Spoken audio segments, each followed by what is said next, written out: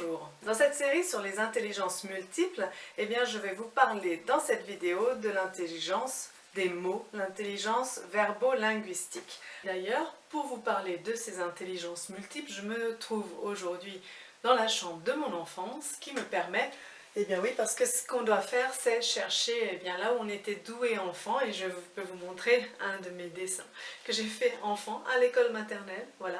Donc c'est sans doute quelque chose pour lequel j'avais de la facilité et que je n'ai peut-être pas utilisé assez. Donc c'est comme un exemple pour vous dire, rappelez-vous pourquoi est-ce que vous étiez doué enfant, et réactivez ça, car ça vous procurera du plaisir, vous donnera de l'énergie et vous permettra d'activer aussi des intelligences que vous voudriez activer mais qui sont naturellement moins développées chez vous.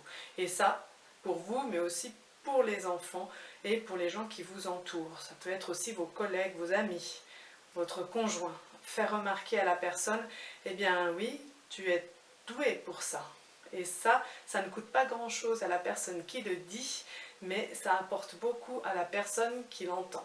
Je vais vous parler dans cette vidéo de l'intelligence des mots, l'intelligence verbo-linguistique.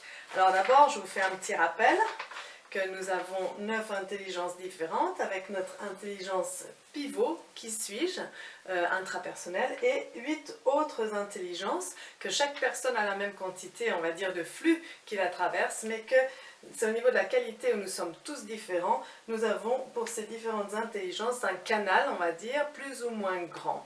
Et on peut développer plus un canal qui est peut-être moyennement grand à la naissance, et aussi on peut avoir tendance à boucher certains canaux si on ne les sollicite pas. Aujourd'hui, je vais vous parler donc de l'intelligence du verbe qui est ici, ou verbo-linguistique. Elle est aussi pas mal évaluée par l'école, mais elle va être, on va dire, moins valorisée que l'intelligence logico-mathématique. Il est toujours mieux, il semble aujourd'hui, de faire du scientifique que du littéraire. Voilà. Donc c'est quoi cette intelligence-là? C'est la capacité à transmettre avec des mots. C'est bien sûr l'art de l'écriture, la lecture, mais aussi le talent oratoire. C'est la capacité à écouter. Alors on pense bien sûr aux langues, la musique de la langue, et ça ouvre aussi sur le multiculturalisme. Alors par exemple, j'ai envie de vous dire une petite phrase en suédois.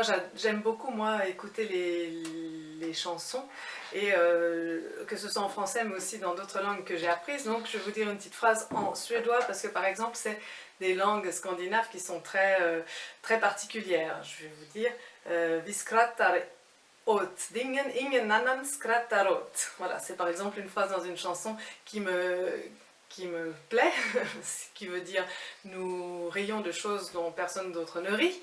Voilà, c'est pour vous faire comprendre dans cette intelligence-là, c'est aimer les mots, aimer leur son, c'est bien sûr aussi la voix, c'est un peu proche quand même de l'intelligence du son, où on parlait déjà de la voix et des mélodies. Là, elle va nous ouvrir vraiment par la lecture, par les histoires sur des mondes que l'on ne connaît peut-être pas, voilà, vers le aussi multiculturalisme, comme je l'ai dit. C'est aussi l'importance des silences.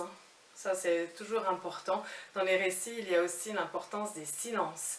C'est lire des histoires, c'est être sensible au jeu de mots, c'est le talent pour raconter les choses.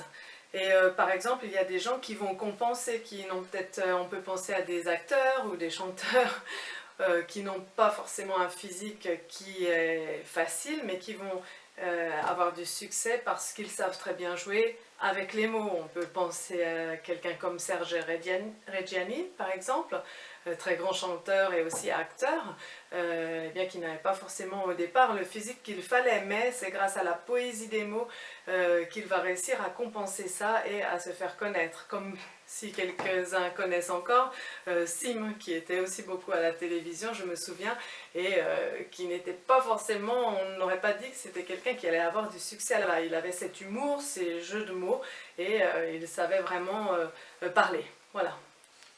Donc c'est cette intelligence verbale, verbolinguistique, que par exemple on peut penser aussi à Molière, bien sûr, carrément, ses écrits sont vraiment toujours universels, intemporels, universels. C'était un grand talent qu'il avait, bon, comme Shakespeare hein, en anglais, et voilà, donc c'est cette intelligence ici que nous avons développée ou à développer grâce à la lecture, grâce à l'écriture. C'est l'écriture des poèmes bien sûr aussi. Ça s'appelle comment les poèmes japonais? Tu te souviens? Oh, oh. Donc voilà, c'est ça, c'est cet art-là. Et ça revient aussi parce que voilà, les gens en ont besoin, c'est quelque chose qui est... tu vas me dire, Donc je demande à ma fille parce que ça m'est sorti de la tête. Hier, elles ont reçu par exemple un carnet et elles ont écrit de très belles phrases. Voilà, donc j'étais toute fière qu'elles sachent si bien écrire, aussi bien au niveau... comment? Haïku. Haïku. Ok. Voilà, l'haïku japonais, voilà, aussi bien au niveau graphique que sens des mots. Voilà. Et je vous rappelle que toutes ces recherches sur les intelligences multiples est basée beaucoup hein, sur un petit livre qui m'a appelé dans la librairie. Je ne connaissais pas ce coach, Christophe Bourgois Costantini, mais je l'ai beaucoup lu et je m'appuie beaucoup sur les exemples qu'il donne. Il a fait des interviews de plusieurs personnalités qui ont connu le succès et qui, pour connaître le succès, ont activé justement plusieurs intelligences en eux, en pleine conscience, hein, ils en sont bien conscients. Donc le titre, vous êtes 10 fois plus intelligent que vous ne l'imaginez. Voilà, c'est un livre que je recommande en livre de poche, hein, très facile à trouver.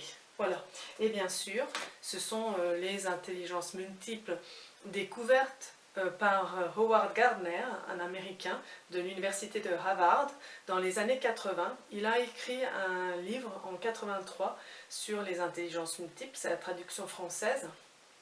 Et donc voilà, c'est vraiment là que tout a été mis en place grâce à l'imagerie du cerveau, sur le cerveau, et à 30 ans de recherche sur les personnes qui ont des lésions au niveau du cerveau, car chaque intelligence que je présente, à part l'intelligence spirituelle, et bien toutes les autres, elles activent une partie spécifique du cerveau.